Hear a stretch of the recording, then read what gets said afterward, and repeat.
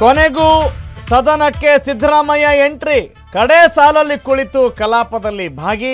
ಮಾಜಿ ಸಿಎಂ ಬಂದ ಬೆನ್ನಲ್ಲೇ ನಿಟ್ಟುಸಿರು ಬಿಟ್ಟ ಡಿಕೆ.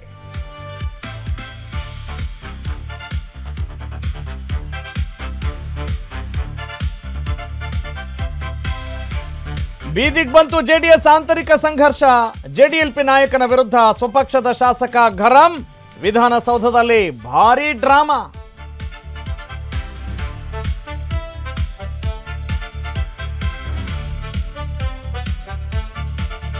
ಲೇಡಿ ಪಿಎಸ್ಐ ಮೇಲೆ ಬಿಜೆಪಿ ಶಾಸಕರ ಮಗಳ ದರ್ಪ.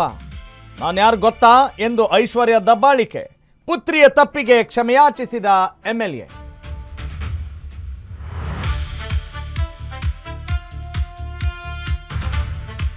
ಬಗೆದಷ್ಟು ಬಯಲಾಗ್ತಾ ಇದೆ ಪ್ರಜ್ವಲ್ ಪುರಾಣ. ತಂದೆ ಹೆಸರು ಶಿವ ಅಂತೆ, ತಾಯಿ ಪಾರ್ವತಿ ಅಂತೆ. ಪಕ್ಕಾ ಪ್ಲಾನ್ ಮಾಡಿ ಸಿಸಿಬಿ ಆಪರೇಷನ್.